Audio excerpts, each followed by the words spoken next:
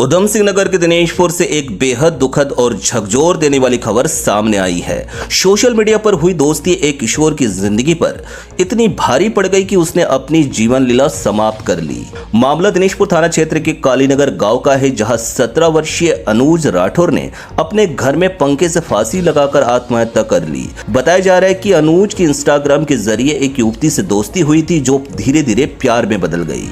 परिजनों का कहना है कि कुछ समय पहले युवती ने कथित तौर पर उससे बातचीत बंद कर दिया और रिश्ता खत्म कर लिया, जिसके बाद अनुज काफी मानसिक तनाव में रहने लगा। इसी तनाव में उसने यह खौफनाक कदम उठा लिया। अनुज अपने 5 भाई बहनों से सबसे बड़ा था। बेटी की अचानक मौत से परिवार में मातम पसरा हुआ है और पूरे गांव में शोक का माहौल है।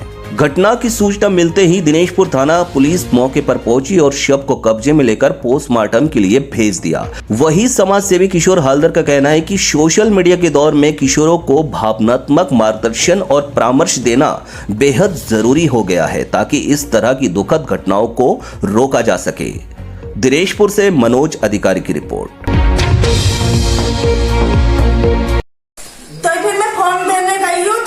उस लड़की ने मेरे लड़का को फोन करके बोला, तेरे से मैं प्यार नहीं करता हूँ, तेरे जैसा भोसड़ी वाला कितना मिल जाएगा, ऐसा बोला। तभी मैं घर से चले गई, तभी इसने हादसा जय कर लिया। बहन था, हम लोगों को पता चला 8:30 बजे, जो उसका घर से पता चला वो उसका बहन था और कोई आया था उनके घर में, जो तेरा भैया कहाँ है, तो कह रहा भैया उसके घर में सोया है। तो जाके पर्दा हटाया, देखा रस्सी लगा हुआ गले में उसका भैया का। तो फिर वो चिल्ला के बाहर आया और पहाड़ी लोग को बुलाया, जो हमारा घर में देखो भैया क्या कर दिया। फिर सब लोग आया वहाँ से। फिर हमारा गांव में उसके पापा के पास कोई शायद फोन किया होगा, तो उसके पापा ने हमारा गांव के किसी के पास फोन किया, कह रहा भैया तुम हमारा घर जाके देखो क्या हाल है। तो सब गया था हमारा यहाँ से देखने के लिए। तो जाके देखा वो फंदा लगा रखा है घर में।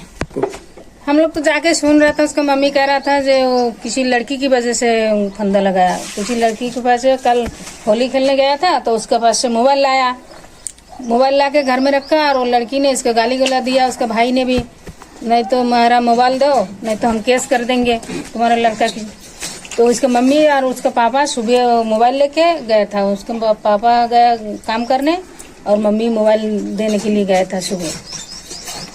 हाँ, उसकी मम्मी जाने के टाइम उसके 100 रुपया भी दे के गया था, जो बेटा तू कुछ खा लेना, वो भी कह रहा था।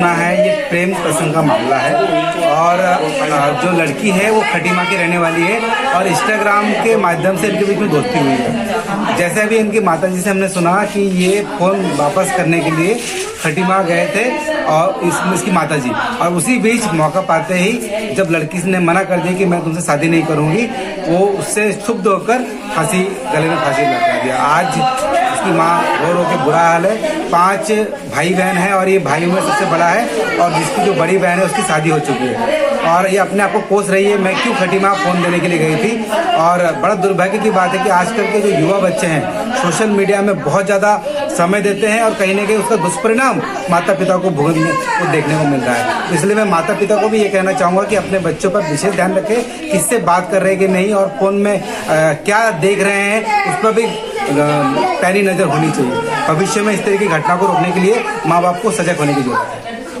बहुत ज़्यादा जज्बाती हो गए हैं और अगर माँ बाप थोड़ी सी बात कह भी देते हैं तो उनको लगता है कि इन्होंने ऐसा क्यों कहा।